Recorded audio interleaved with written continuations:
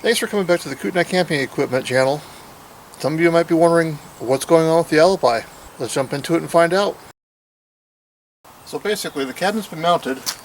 I've got a 35 and a 45-inch set of drawers, both on full-length sliders, so they come out.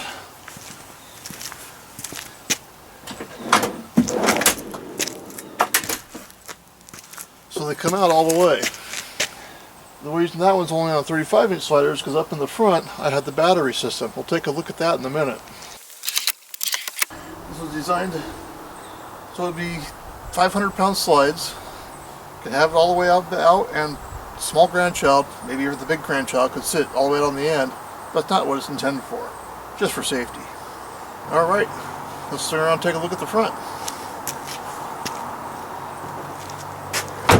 Inside, we've got a good start. Let's take a look and see what's going on. Inside here, I've got you can see the main cabinet comes up just about 4 feet. When you add the face frame in that I'm going to build for it later, it's going to take up almost right at 4 feet. There'll be another smaller cabinet about where I'm sitting to support the front 2 feet of the bed with a small framework that comes out. We're going to build that coming up next week here, and we'll give you another update after that's done.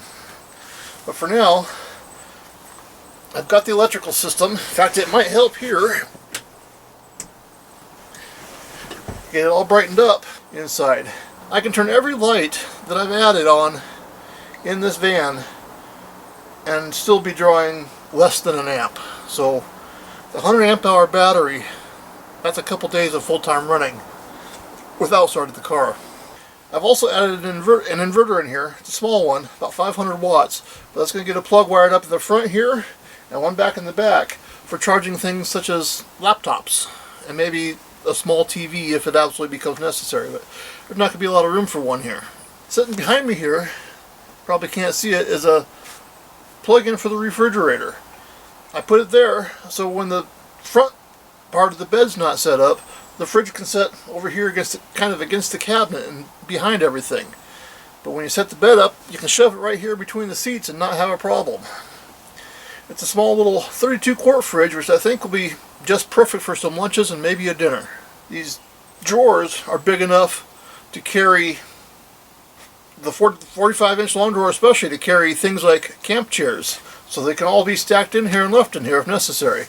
We can also build an organizer in there. We're going to put the stove and some fuel bottles and a few other things in there. We'll see some of the outfitting of it later on when I've got this more to a complete stage. Right now in the shop, I've got the top of this platform being painted because, well, I don't have a lot of space to put everything. After that's painted, I'm going to put it in, and then we'll build the face frame. That's coming up probably in the next update. After I get that face frame built, I'll start building a small cabinet and the framework to hold the front of the bed here, which is likely going to be the foot of the bed for the way you'll crawl into it. And for the customer, my mother, I've got a special treat for this face frame. You just have to stay tuned to see what I do with it. On the back of the drawers, we're going to paint those, but we're also going to put probably like a whiteboard material, so decals and stuff like that will stick to it nicely. We'll see what we do there. We haven't fully decided yet, but we'll see what we end up coming up with. Up front here, I've got the GPS mounted and the cord ran, and I ran that down to another outlet that's on only when the van is started. That way it doesn't sit there and sit on all night, and it also doesn't drain the battery just because it's plugged in. It automatically comes on when the car is started and it shuts off a little bit after it's shut down. So that ought to be about perfect. There is also options where it can be powered via USB instead of via its own specific charger. That way you can plug in a USB cord, bring it back here and program and figure out where you want to be for your next destination. That's just some of the options they have. So that's basically where the van is for this stage. I've got a few ideas going forward for the next stage of this build, including the parts that are going to be sitting right here where I am. If you want to see what happens there, make sure you like this video and subscribe to the page.